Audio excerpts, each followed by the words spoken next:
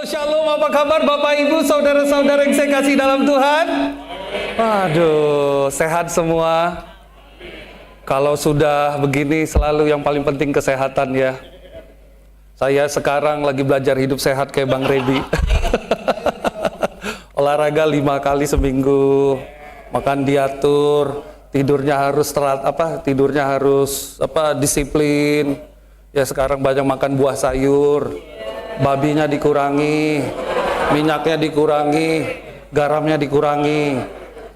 Biar pendetanya makin lama nggak hanya jago ngomong firman, tapi hidupnya juga sesuai firman. Waduh, butuh 40 tahun lebih untuk menyadarkan itu. Oh ini udah ada di sini ya, ya udahlah pakai ini aja. Tapi saya sangat bersyukur hari ini bisa berada di sini. Tadi benar kata Pak Budi ya bahwa wow, ngelihat ruangan ini kangen rasanya. Udah 2 abad nggak ke sini.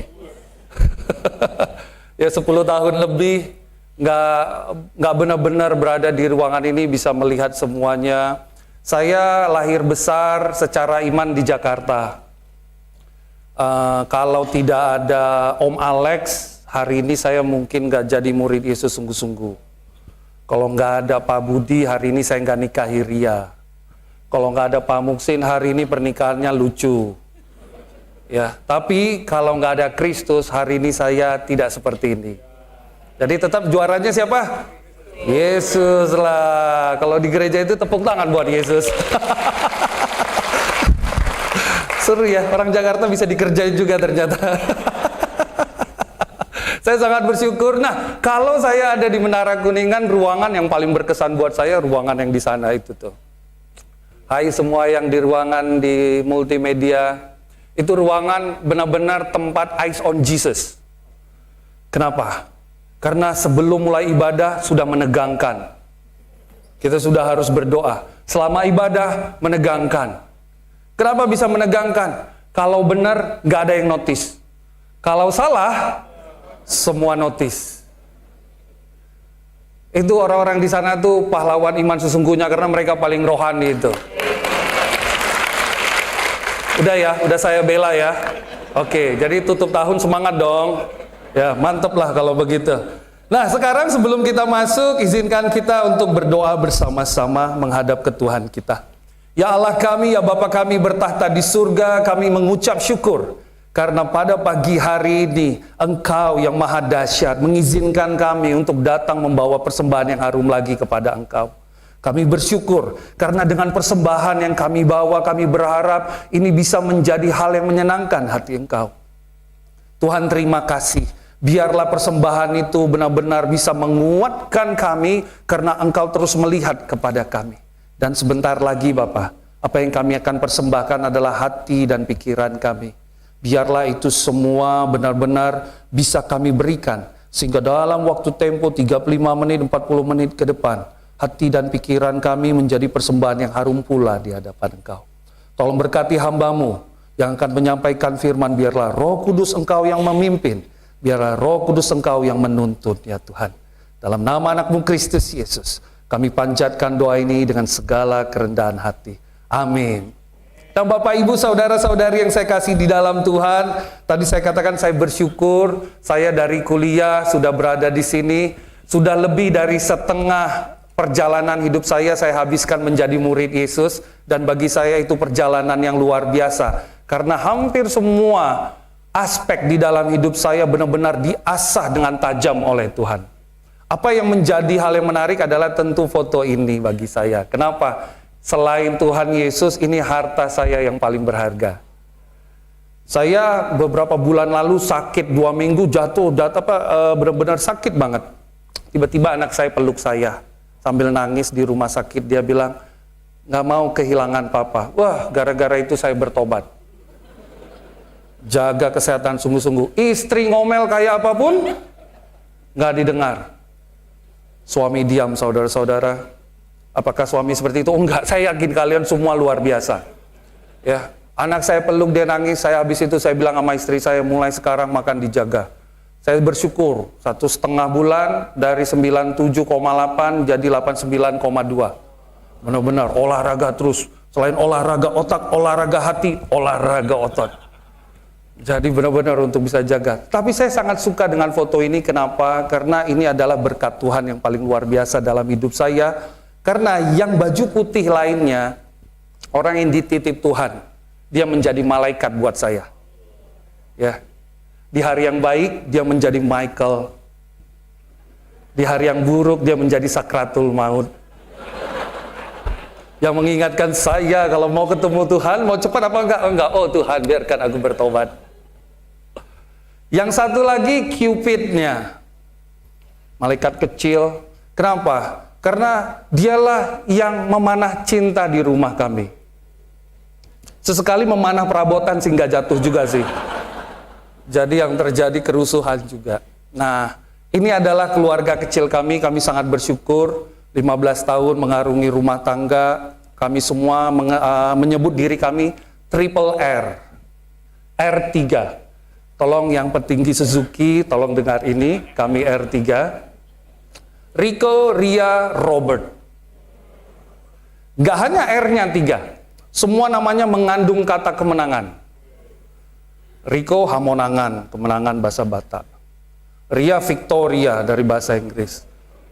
Robert Erowin dari Anglo-Saxon. Jadi artinya di rumah itu nggak ada yang mau kalah. Waktuku khotbah berapa lama nih? Kalau udah habis lebih banyak ininya. Inilah, yuk marilah kita bahas ini. Ini tertuju pada Yesus. Kelihatan jelas ya? Oh iya, jelas banget. Kita hari ini akan belajar sama-sama melihat kepada buku Ibrani 3 ayat 7, Ibrani 3 sampai Ibrani 7 tentang Yesus sebagai imam besar. Nah, saya yakin khotbah Bapak Budi yang sudah diberikan di minggu lalu bisa membantu kita untuk melihat kenapa kita perlu belajar tentang buku Ibrani ini. Saya rasa ini tuntunan Roh Kudus kepada para pemimpin kita, termasuk kepada Pak Budi ya, untuk memilih tema ini. Kenapa? Karena buku Ibrani itu buku yang benar-benar sangat cocok menurut saya untuk kita bahas di akhir tahun. Loh kok gitu? Karena buku ini mengandung pertanyaan untuk kita, seperti layaknya orang Ibrani yang sudah menjalani hidupnya sekian waktu. Waktu mereka menjalani hidupnya sekian waktu, tibalah fakta kehidupan masuk. Nah, biasanya kalau udah fakta kehidupan masuk, udah lucu tuh. Semuanya mulai ya, manusia lama kita bisa keluar, keinginan lama kita bisa keluar, bisa melihat kembali kepada hidup sebelumnya, dulu-dulu dan dulu-dulu dan dulu-dulu lainnya, sebut semuanya. Tapi penulis Ibrani dengan sangat bagus sekali untuk mengatakan, jangan sampai matamu lepas ya kepada Yesus. Karena inilah yang bisa buat kita bukan hanya setia, tapi juga mencapai kedewasaan di dalam iman kita. Nah, kenapa saya bilang di akhir tahun? Ini yang perlu kita tanya terlebih dahulu. Ini pertanyaan yang menurut saya cocok untuk kita tanya di akhir tahun ini. Seberapa besar saya menjadikan Kristus sebagai contohan dan arahan hidup di tahun ini? 52 minggu kita akan punya sampai tutup tahun ini. Karakter Kristus apa yang makin melekat dalam karakter saya di tahun ini? Nah, ini pertanyaan yang bagus. Kenapa? Karena begitu banyak orang Kristen tanpa sadar, waktu dia memulai tahun, yang paling banyak dia fokuskan berkat apa yang akan dia terima. Janji apa yang akan dia terima. Rencana-rencana apa yang akan terwujud. Bukti-bukti kerja Tuhan apa yang akan saya lihat. Makanya nggak usah heran. Banyak orang Kristen akhirnya merasa setelah dari waktu ke waktu menjadi Kristennya, ya di situ-situ aja perjalanannya. Tapi kalau dua pertanyaan ini kita tanya, mungkin kita nggak langsung bagus seperti Nabi. Tapi perjalanan kita dari waktu ke waktu akan menjadi lebih baik lagi. Jadi manusia yang lebih baik lagi, jadi manusia yang lebih baik lagi. Nah, ini pertanyaan yang tutup tahun ini coba kita tanya. seberapa besar saya menjadikan Kristus sebagai contohan dan arahan hidup saya. Izin minum ya. Ibadah ini nggak dipersembahkan oleh siapa-siapa, nggak ada ininya, iklannya. Baguslah. Oke, nah sekarang kita lihat. Ini bukan Lukas 22 ya, ini Ibrani 12 ayat 22 ya. Ini yang menjadi tema kita di bulan ini. Mata yang tertuju kepada Yesus yang memimpin kita dalam iman dan yang membawa iman kita itu kepada kesempurnaan. Bagus banget. Pak Budi mungkin udah jelaskan sama kita dengan sangat dahsyat di sini, tapi saya izinkan kenapa ini menarik dengan hal ini. Karena mata yang tertuju kepada Tuhan, untuk yang hari ini kita akan bahas mengenai imam besar, justru inilah yang membuat hari ini kenapa kita jadi Kristen yang mengenal salib Kristus itu. Tanpa mata yang tertuju kepada Tuhan, maka prinsip imam besar itu nggak benar-benar bisa kita hidupi, sehingga banyak orang Kristen mengambil salib Kristus hanya untuk benefit dirinya. Tapi kalau memahami prinsip imam besar, maka dia akan memahami itu bukan untuk benefit dirinya, tetapi untuk mengembalikan dia ke hal yang paling basic tentang penciptaan dia, menurut gambar dan rupa Allah itu sendiri. Nah, ini yang akan sama-sama kita bahas pada hari ini.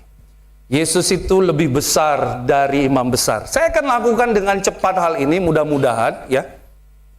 Mungkin kita bertanya, kenapa penulis Ibrani harus menulis dengan begitu banyak hal-hal yang menyerempet dengan budaya Yahudi?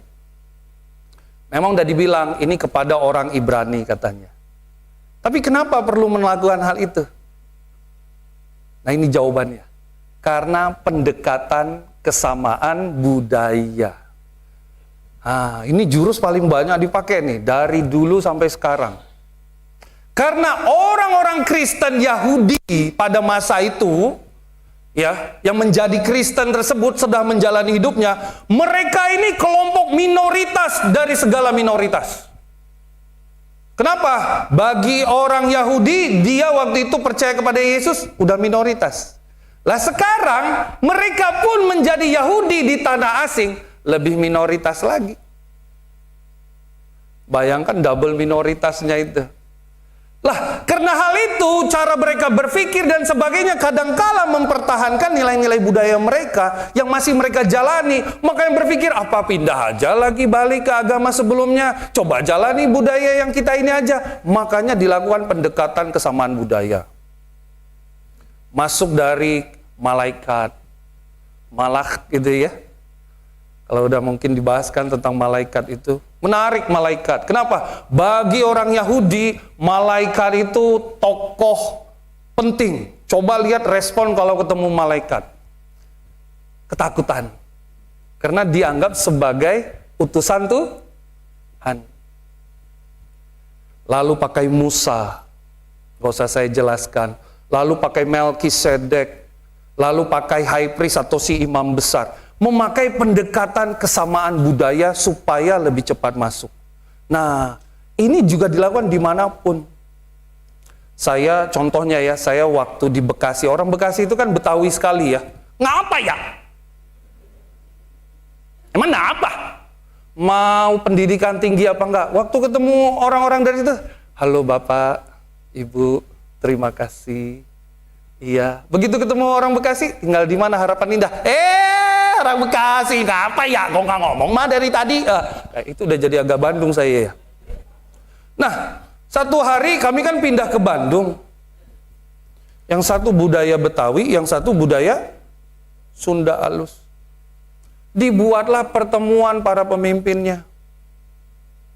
Orang Bekasi dengan orang Bandung. Bandung yang halus.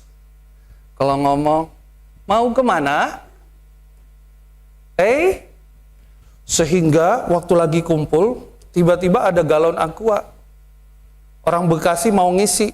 Mas Wahyu bilang begini, Mas Wahyu ini tim gedungnya Bekasi ya, manajer buildingnya. Pas mau ambil, karena orang Bekasi udah biasa gaya Betawi yang begitu nembak-nembak, pas ambil air, Om Wahyu bilang begini, lu udah bayar persepuluhan belum? Kalau belum, ambil airnya dikit aja. Udah om, tenang aja, udah bayar 2 kali 2 bulan ini. Yang Bandung dengar kaget. Kok gitu ngomongnya? Pas duduk, ada yang duduk. Lu mah duduk, geser dulu dah, ini kasih buat orang tua. Kok gitu ngomongnya? Lalu datang ke saya, bro, kok kasar-kasar? Oh iya, saya minta maaf. Lalu saya jelaskan, memang beda budaya. Walaupun cuma bedanya 125 kilo, budayanya beda. Saya masuk dong khotbah ke orang Bandung. Apa kabar semua? Bukannya mereka semangat, mereka, pendetanya kasar. Pendetanya kasar. Saya berubah. Akhirnya saya kalau di Bandung, apa kabar semua? Damang? Senang. Abdi mah dengarnya, puji Tuhan, haleluya. Senang. Saya di Bekasi begitu ya. Kalian apa kabar? Bang, udah letoy sejak di Bandung. Ya Tuhanku. Cara masuknya jadi beda. Gaya masuknya beda. Penulis Ibrani pun masuknya dengan pendekatan budaya orang Yahudi. Makanya kalau baca buku Ibrani, kalau kita pakai etikanya orang Yahudi, maka nanti kita akan paham kok dia sampai bilang, kalau anak Tuhan itu gak anak sembarang. Karena mereka bukan orang Bandung, bukan orang Jawa yang ya lagi banyak masalah ya. Aduh, kasihan, cumuk, yuk mari kita doa. Gak ada. Ada masalah, ada doa. Ini untuk Tuhan, kau tidak dibentuk jadi anak-anak sembarang. Memang karakternya. Itu karakternya. Jadi waktu bacanya, kita bisa melihat bagaimana kesamaan budaya untuk masuk itu begitu kencang, sehingga mereka dapat poinnya. Nah ini sama-sama kita akan lihat. Kenapa penulis Ibrani itu harus menulis dengan prinsip begitu? Dia bilang pertama, karena ada 3 alasan dia. 1, pemurtadan. Ada orang-orang yang sudah mulai meninggalkan Tuhan karena tekanan hidupnya, banyak fakta hidup berbicara. Lalu untuk pendewasaan iman, dewasa rohaninya. Lalu yang ketiga, untuk keutamaan Yesus, supaya mereka paham siapa Yesus itu. Nah, pendekatan ini harus diberikan. Kenapa? Karena ini sangat membantu untuk audiensnya dia. Sekarang kita akan lihat, kalau sudah paham tentang etika dasar ini, kita masuk dulu, apa itu imam besar. Nah, semua bermula dari kisah Harun. Waktu Tuhan hendak tinggal di tengah-tengah bangsa Israel dan membuat kemah suci itu. Aku akan menguduskan kemah pertemuan dan mezbah itu, lalu Harun dan anak-anaknya akan kukuduskan.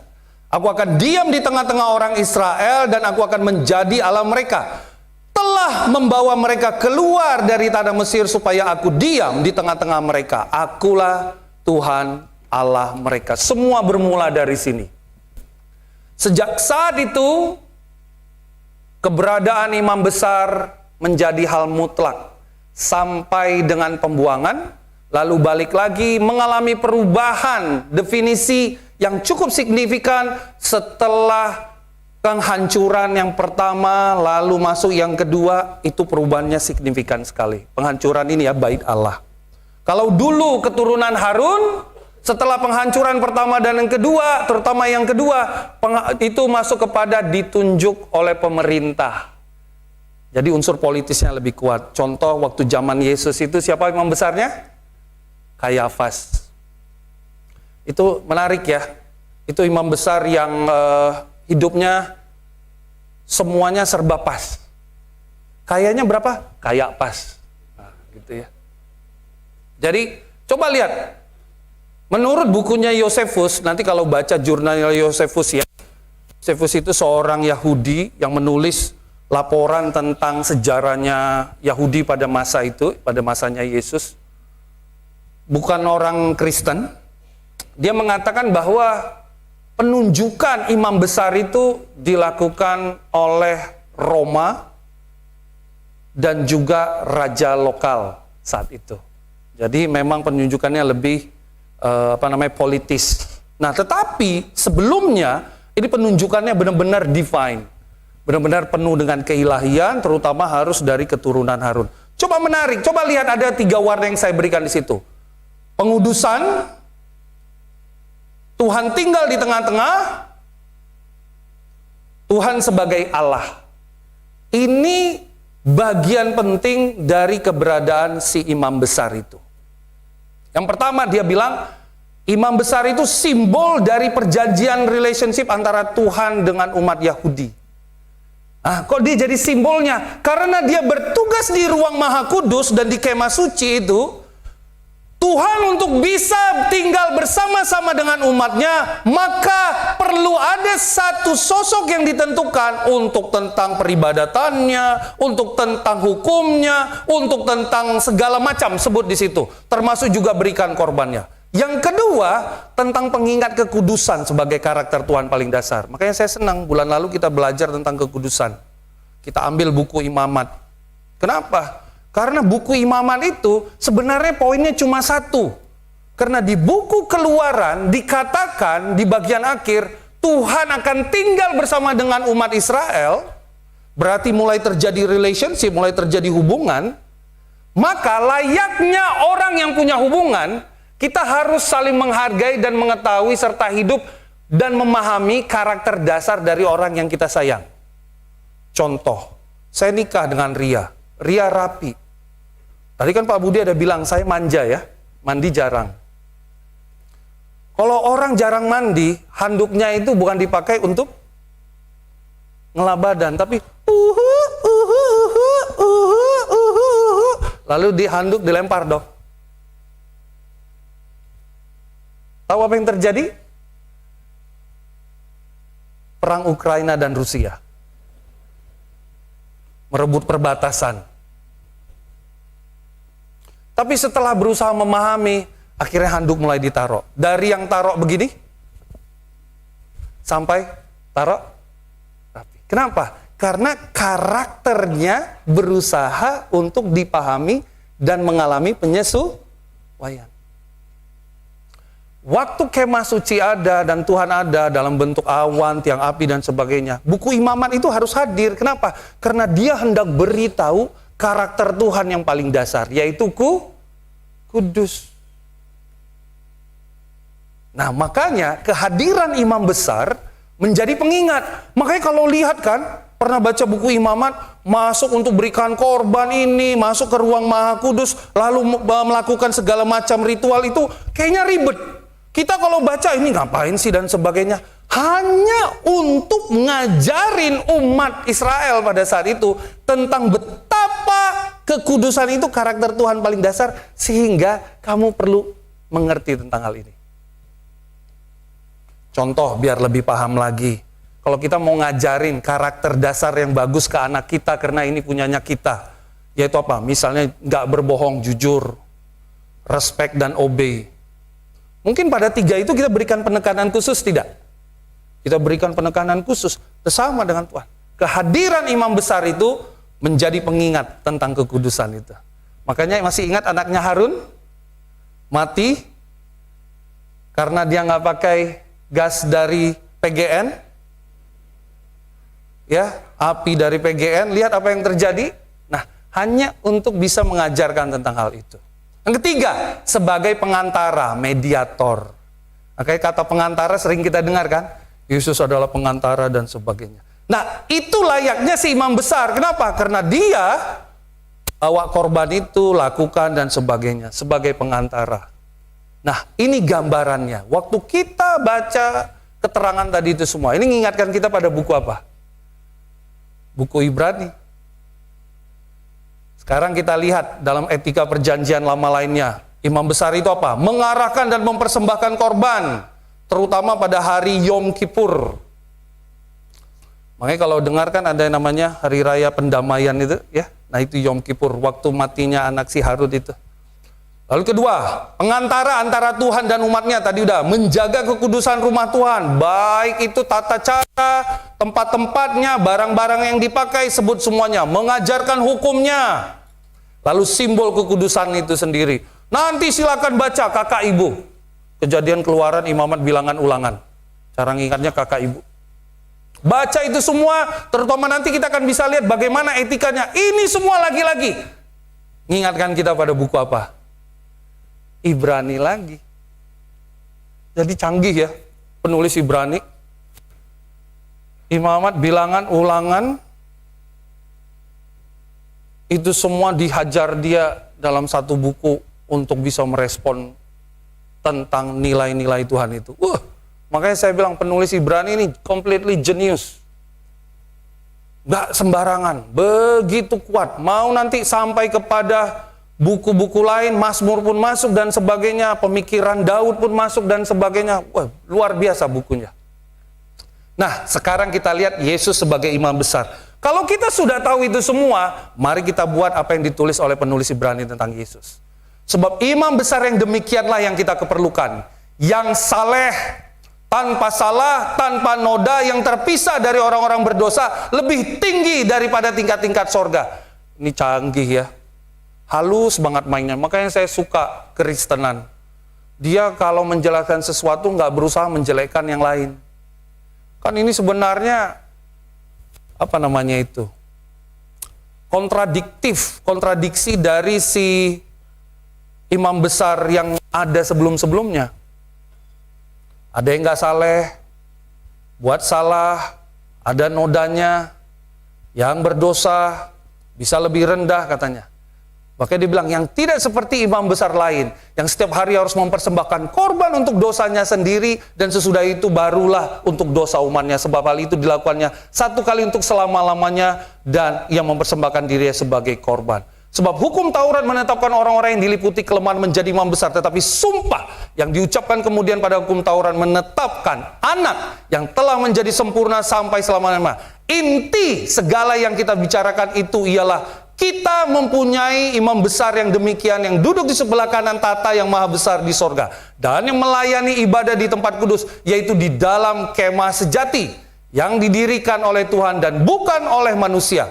Sebab setiap imam besar ditetapkan untuk mempersembahkan korban dan persembahan. Karena itu Yesus perlu mempunyai sesuatu untuk dipersembahkan. Yesus dan imam besar itu sendiri. Sebuah perbandingan yang begitu kompleks, tetapi dibuat begitu sederhana pula, hanya untuk ngasih tahu kenapa Yesus itu gambarannya dari shadow itu sendiri, bayangan di masa lampau itu. Walaupun dia melakukan comparison, perbandingan, sepertinya yang ini jelek, tetapi dia kasih gambaran juga yang di masa lampau ini shadow-nya menuju ke sini. Makanya dibilang perjanjian lama itu shadow semua, bayangan dari perjanjian baru tentang penggenapan Yesus. Itu semua shadow-nya yang kali ini digambarkan. Dialah kenapa imam besar itu sendiri. Dan sekarang dia kasih lebih lagi dari si imam besar. Kenapa? Karena Yesus itu si pengantara sejati itu. Dia bilang begini, kita sekarang mempunyai imam besar agung yang telah melintasi semua langit, yaitu Yesus anak Allah.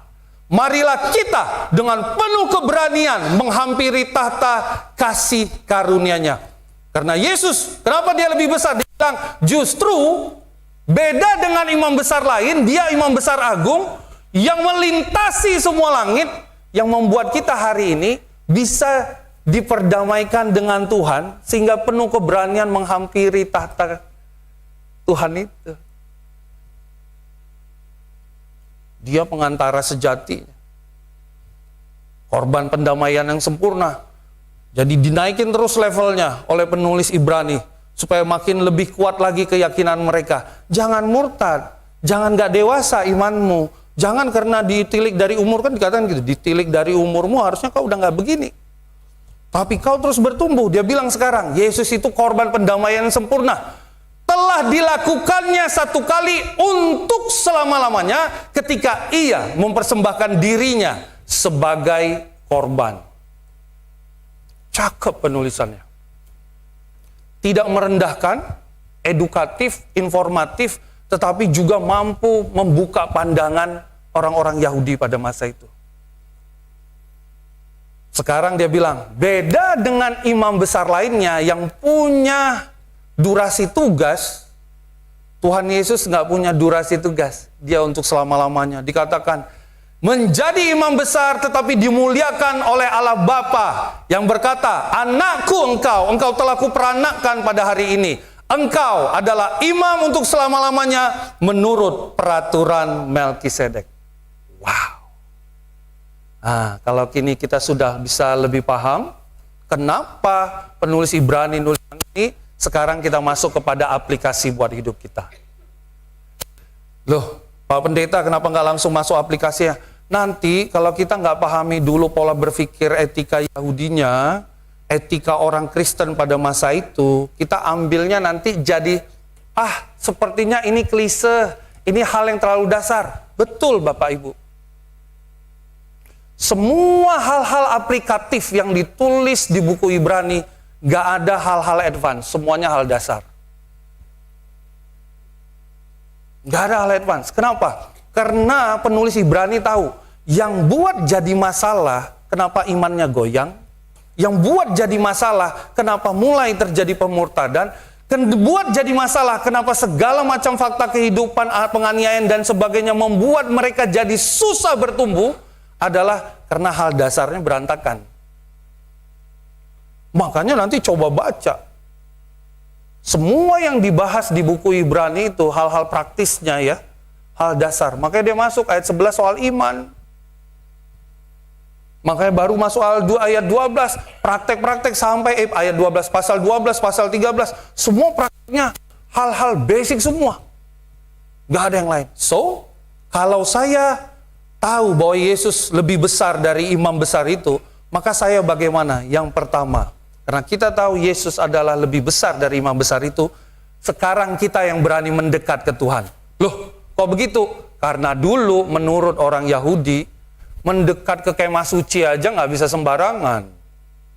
Apalagi masuk ke ruang Maha Kudus. Sekarang karena Yesus, mereka bisa mendekat kepada Tuhan dengan berani. Siapa? Kita itu sendiri. Saya suka kalimat ini. Ini ditulis oleh pacarnya Ria ya.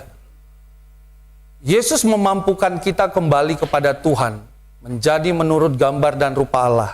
Kita bisa kembali intim dengan Tuhan, dan inilah maunya Tuhan. Dulu di buku Imamat, kenapa kok menghadap Tuhan itu layaknya kaku? Karena lagi diajarin tentang level kudus dan penghormatan kepada Tuhan. Jadi mereka lagi diajarin. Setelah lebih lama, makanya nanti kalau kita ngelihat masuk kepada buku Raja-Raja, kalau kita lihat sebelumnya lagi di buku Hakim-Hakim, kita akan ngelihat cara mereka memperlakukan Tuhan hormat, tetapi ada unsur relationship yang lebih kuat. Waktu mereka main-main lagi dengan Tuhan, itulah pembuangan mereka yang pertama. Setelah itu mereka balik lagi, kita bisa lihat ya, di buku Nehemia, di buku Ezra, bagaimana kelakuan orang-orang Yahudi saat itu pun berubah lagi. Hormat tapi juga punya relationship yang kuat. Kenapa? Polanya Tuhan selalu gitu aja.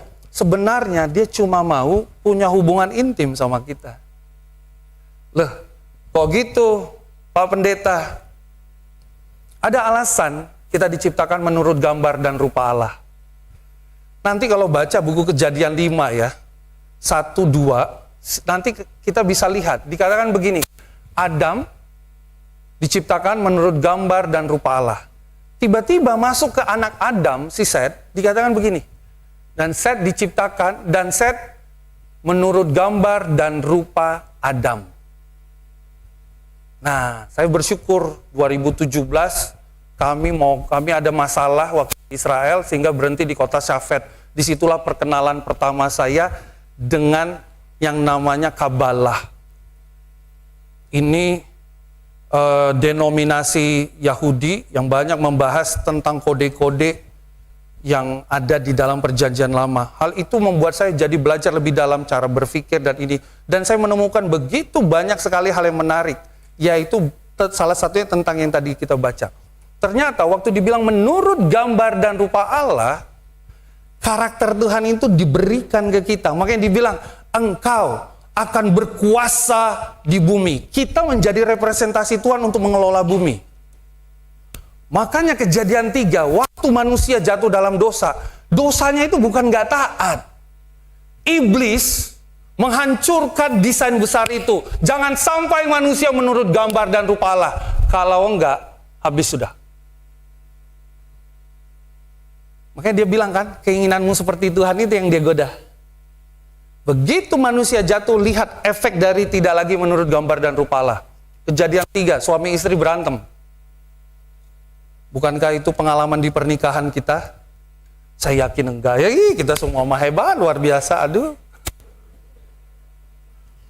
Biasanya kan di pernikahan berantem, waktu tidak lagi menurut gambar dan rupa Allah. Makanya bisa terjadi hal-hal yang gak diinginkan. Lihat di Kejadian 4, dampak dari tidak menurut gambar dan rupa Allah. Rusak hubungan, kejahatan bisa ada. Abang bunuh adik. Gak sampai di situ, Kejadian 5 terakhir dikatakan namanya Nuh siapa? Penghibur di tanah yang terkutuk ini. Nah, kalau nanti gali lebih dalam filosofinya, dijelaskan di situ ya, di dalam buku Zofar, punyanya Kabalah. Kata yang terkutuk ini, itu bumi rusak loh. Bumi rusak. Kejadian 6 kan jelaskan, kecenderungan manusia berbuat dosa. Eskalasi semua tuh. Rusaknya hubungan orang terdekat, kejahatan dengan sesama manusia, cenderung untuk buat jahat satu sama lain, ngerusak bumi. Padahal Kejadian 1 dibilang apa? Manusia diciptakan untuk kita mengelola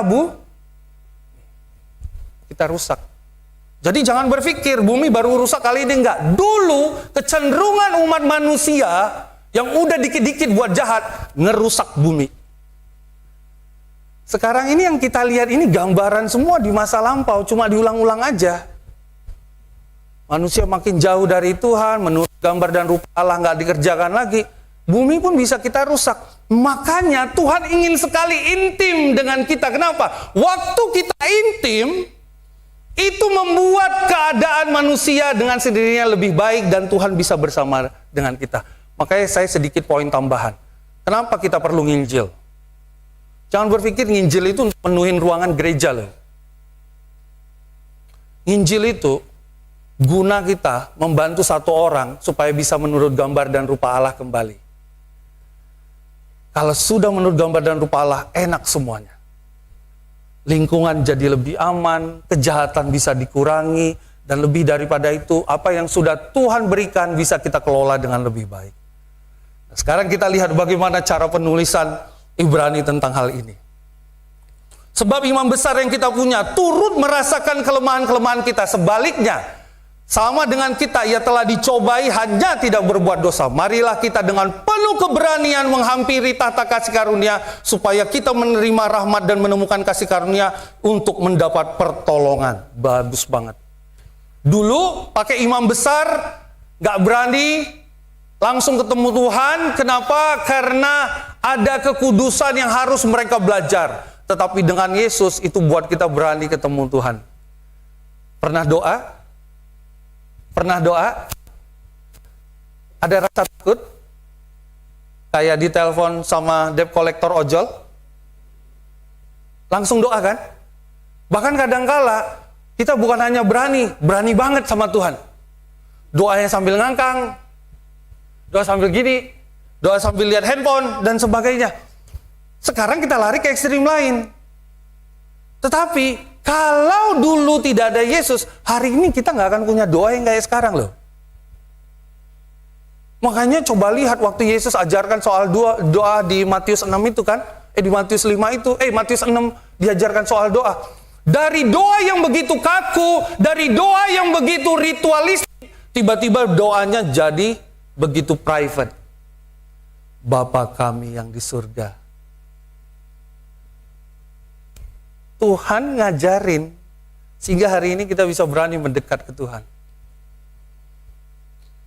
Dulu ngaku dosa, siapkan korban macam-macam, penebus salah, penghapus dosa. Yang satu korban kalau nggak sengaja, satu korban kalau sengaja.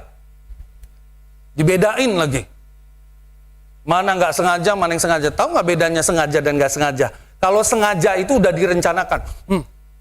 Pulang nih ya, mobil Pak Riko ya, bannya aku bocorin. Nah, itu disengaja. Kalau nggak sengaja, pulang, kita dari sini, dadah, pas di jalan disenggol orang, kita langsung turun, apa lu? Nah, itu nggak sengaja, kan nggak ada yang buat rencana. Nih pulang ibadah ya, ada yang nyenggol, gua gampar nih.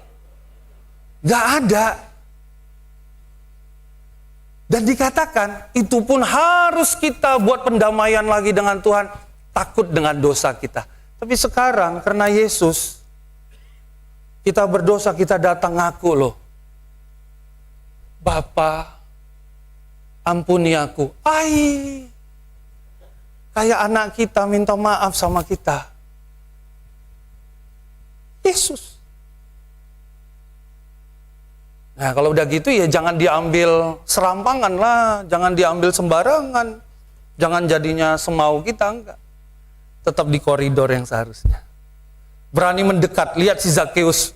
Bagaimana karena Yesus itu, lihat ya prinsip berani mendekatnya. Tahu cerita Zakheus ya? Ia menumpang di rumah orang berdosa, kata orang-orang yang melihat. Zakheus bilang, Tuhan, setengah dari milikku akan kuberikan. Kata Yesus, hari ini telah terjadi keselamatan kepada rumah ini, karena orang ini pun anak Abraham. Lihat, karena Yesus dekat sama orang berdosa, mereka pun langsung bertobat. Lihat bagaimana si perempuan ini, perempuan yang berdosa itu, yang menyeka dengan parfum itu.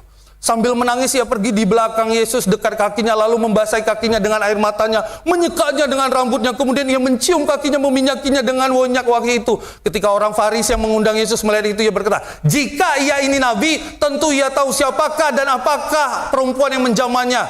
Lalu berkatalah kepada perempuan itu, dosamu telah diampuni. Yang tadinya kayak orang berdosa berjarak banget, kayak orang yang penyakitan dan sebagainya, hari ini dirangkul. Boleh poin samping? Gereja itu penuh kasih karunia, tapi jangan digunakan berlebihan dong. Kita berdosa, tapi jangan digunakan berlebihan dong.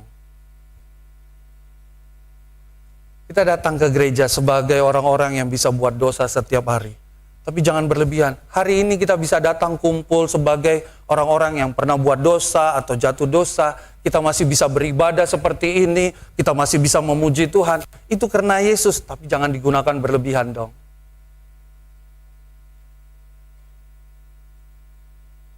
Gunakan dengan seharusnya menghargai.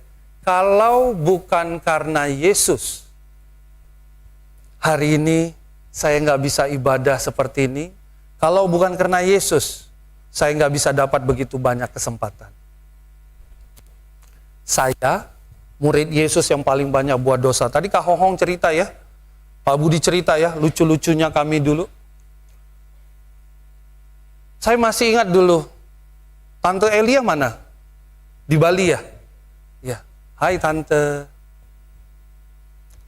Dia pasti nonton. Dia dulu bilang, 1-2 tahun kami menikah. Aduh, ini kayaknya berakhir cerai. Untung yang ngomong Tante Elia, kakak rohani. Tuhan yang jaga lo. Kalau bukan Yesus yang kasih kesempatan, gak bisa begini. Jadi kalau hari ini kita masih ada, makanya kan di Alkitab dibilang, kalau hari ini engkau masih diberi kesempatan, jangan anggap enteng itu. Anggaplah itu kesabaran Tuhan katanya. Karena apa? Karena ada Yesus. So kita tanya, apa hari ini yang menghalangi saya dekat dengan Tuhan? Tapi kita beda-beda loh. Dan itu perlu kita bereskan, biar keintiman kita sama Tuhan gak berubah. Yang kedua, bertekun dalam iman. Karena Yesus lebih daripada imam besar, dia bilang, ada ujung dari segala perjalanan iman kita ini. Pengharapan itu sauh yang kuat, aman bagi jiwa. Yesus telah masuk sebagai perintis kita. Ia menjadi imam besar selama-lamanya. Ada ujung dari perjalanan kita ini. Ibrani 7 dia bilang begini, Yesus adalah jaminan dari satu perjanjian yang lebih kuat. Karena Yesus tetap selama-lamanya, imamatnya tidak dapat beralih kepada orang lain. Yesus sanggup juga menyelamatkan dengan sempurna semua orang yang oleh Dia datang kepada Allah. Ada ujung dari kita semua ini. Kenapa? Dengan iman kita, Yesus menjamin kita ada satu perjanjian yang lebih kuat. So, kalau kita udah tahu tentang iman, bahwa ini tentang kita bertekun dalam iman, karena Yesus udah melakukan tugas Dia, apa yang perlu kita lihat? Lihat contohan dari Yesus. Ibrani 5 mengatakan, bagus banget.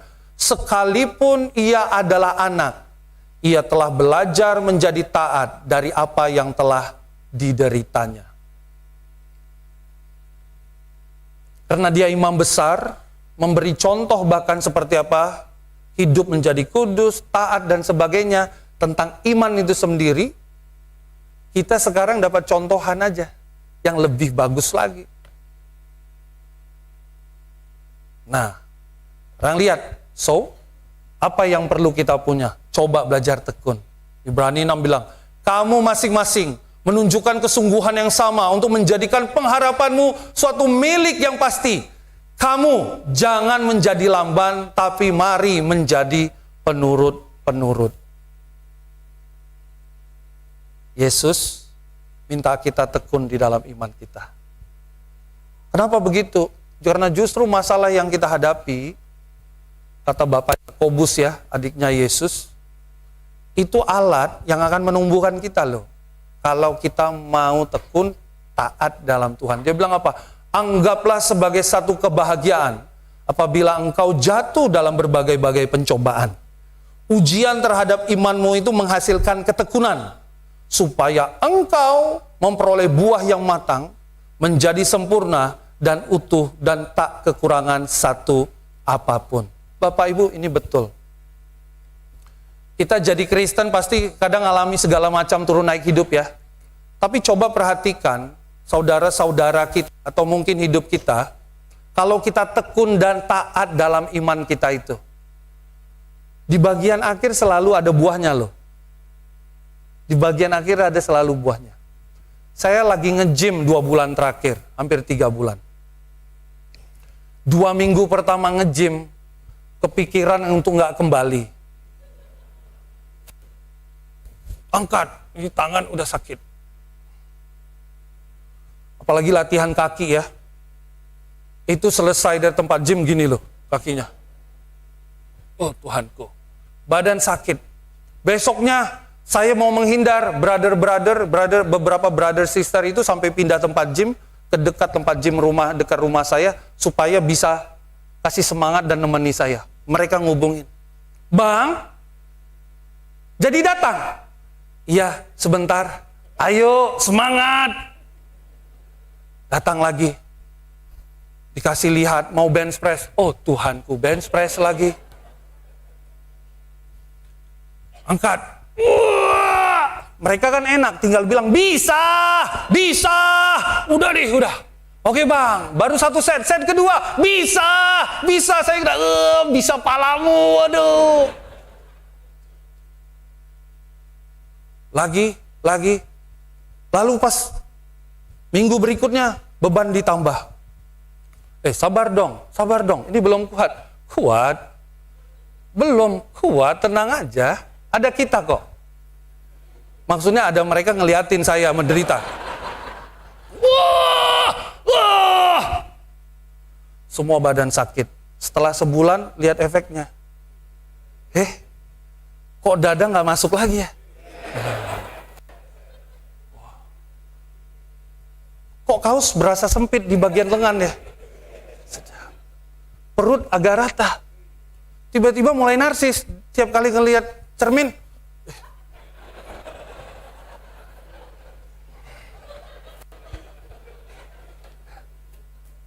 3 bulan, udah nggak usah ditanyain lagi.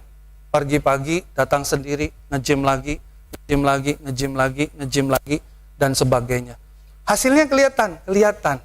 Kalau tekun, ada orang dunia aja tahu lah, orang Kristen kagak ngerti-ngerti. Tekunlah. Karena Bapak Yakobus bilang, anggap itu kebahagiaan. Perspektifnya diubah. Ini tempat ngelatih saya jadi manusia yang lebih baik. Yang ketiga, justru karena Yesus imam besar ini mendorong kita menjadi dewasa rohani. Apa saya masih bermasalah dengan hal-hal dasar dari kekristenan? Orang kalau masih bermasalah untuk hal-hal dasar, gak usah dulu ngurusin yang advance. Pasti nanti bakal goyah. Saya suka apa kata penulis Ibrani di yang kelima. Dia bilang apa? Kau telah lamban dalam mendengar. Kau masih perlu lagi diajarkan azas-azas pokok dari pernyataan Allah. Dan kau masih memerlukan susu, bukan makanan keras. Orang dewasa itu mempunyai panca indera yang terlatih untuk membedakan yang baik dan yang jahat, katanya. Hari ini, masihkah isu-isu dasar mengganggu kita? GKDI 1.0, 2.0, 3.0, gereja berubah ya? Come on lah. Itu menunjukkan kita belum dewasa. Tapi gereja berubah. Sekarang apa-apa jadi lebih bebas dan sebagainya. Enggak. Value-nya masih sama. Treatment-nya beda. Dulu makan pakai tangan, sekarang kamu makan pakai sumpit. Sama-sama masuk mulut kan? Prinsipnya masih sama, tetapi aplikasinya lebih berbeda. Berarti gereja nggak sempurna. Jangan diputar-putar. Persepuluhan. Kok diam? Harusnya GKDI paling nyaman bicara soal ini. Persepuluhan, gimana orang memberi dan sebagainya. Udahlah. Yang di TikTok didengerin. Saya itu agak aneh loh. TikTok dipercaya, jurnal enggak. Kan bingung. Terus ngapain tuh pendeta kuliah sampai S3 tuh? Malah TikTok yang didengerin. Bagi saya, cobalah kita jadi Kristen, logikanya waras sedikit. Capek-capek Pak Pendeta itu kuliah sampai S3, mendalami soal hukum Tuhan termasuk persepuluhan. Yang didengar yang di TikTok. Dasarnya apa? Mari kita belajar dewasa, melihat segala sesuatunya. Tuhan itu waktu pakai tentang persepuluhan itu, hukumnya itu positif loh. Buat society, buat masyarakat. Kenapa? Karena ngajarkan keterlibatan bersama-sama untuk membangun sesuatu yang lebih baik. Itu dasar yang luar biasa. Hari ini pemuridan gereja GKDI benar nggak ya? Come on lah. Ini hal dasar yang sudah dibahas. Lalu bagaimana soal jodoh dan sebagainya? Come on lah.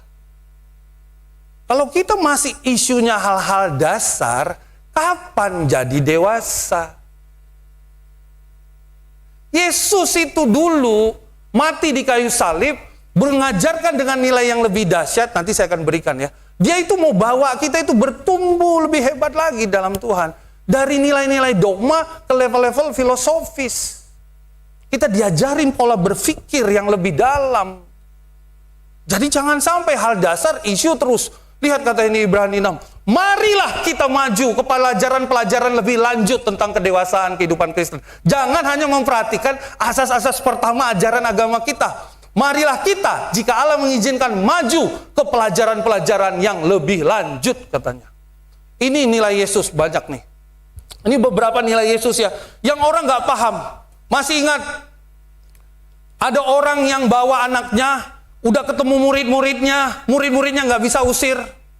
Yesus bilang apa? Hai engkau angkatan yang tidak percaya dan yang sesat, berapa lama lagi aku harus tinggal di antara kamu dan sabar terhadap kamu? Perkataan Yesus ini ada basisnya. Kenapa? Karena Yesus udah utus 12 murid saat itu. 12 murid udah kembali dan cerita, Tuhan kami udah usir setan, kami udah bernubuat, kami sembuhkan orang. Luar biasa. Yesus sudah kasih makan 5.000 orang, mereka lihat yang luar biasa. Luar biasa. Yesus sudah lakukan begitu banyak hal di situ, mereka udah lihat semua. Tetapi karena isu satu begini aja, muridnya katanya apa? Aku telah di ayat 40, aku telah meminta kepada murid-muridmu supaya engkau mengusir roh itu, tapi mereka nggak dapat. Yesus bilang, aduh, mau berapa lama lagi aku harus ngajar kayak begini? Sama, berapa banyak orang Kristen excited dengan hasil-hasil, saya suka sebutnya beginner's luck itu ya. keberuntungan pemula. Lihat, waktu saya tidak kerjakan tugas kantor saya, lalu tapi saya berdoa, membantu studi, maka tugas kantor saya diselesaikan Tuhan, saya naik pangkat. Tuhan baik sama saya. Itu beginner's luck. Tuhan tahu, kau belum punya di situ, Tuhan cover. Tapi jangan suruh Tuhan cover mulu. Bertumbuhlah mengatur waktumu.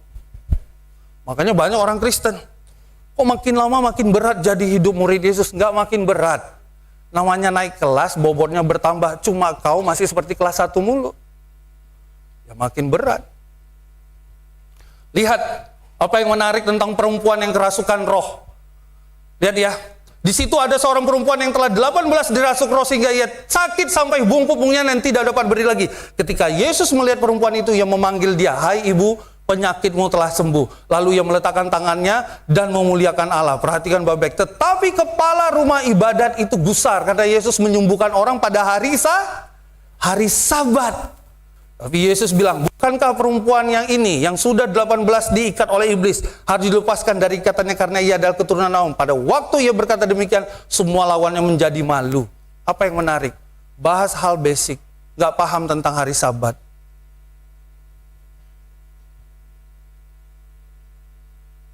Yesus melihat, justru keberadaan Yesus sebagai imam besar, bawa kita jadi dewasa rohani. Dia bawa firman Tuhan itu dari level dogma ke level filosofi. Dulu kita doa kayak aturan, makin kita dewasa kita lihat doa itu dari level filosofinya, manfaatnya apa, cara melakukannya, prinsipnya apa. Dulu kita saat teduh seperti aturan, sekarang makin kita dewasa kita melihat itu manfaatnya, prinsipnya, level filosofinya kayak apa. Dikasih lihat Tuhan, menuju kepada kedewasaan. Penting untuk memahami Kristus katanya. Lihat apa yang dikatakan Rasul Petrus tentang Paulus. Dia bilang gini, lihat Paulus ya, saudara kita yang kekasih, telah menulis kepadamu menurut hikmat yang dikaruniakan kepadanya.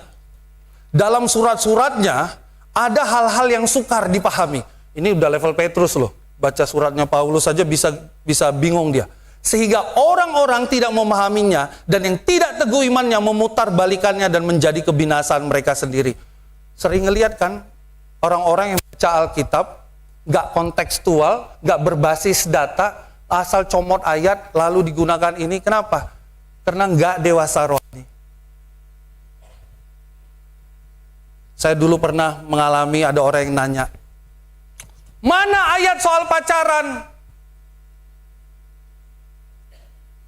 Saya langsung bilang, pertanyaanmu menunjukkan ketidaktahuan, kalau kau lanjut lagi menunjukkan kebodohan.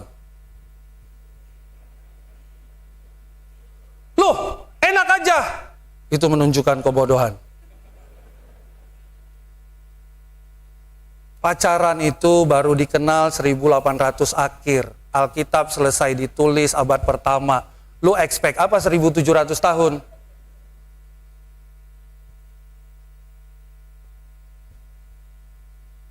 Kalau kita punya pemahamannya, ini yang bantu kita jadi dewasa rohani.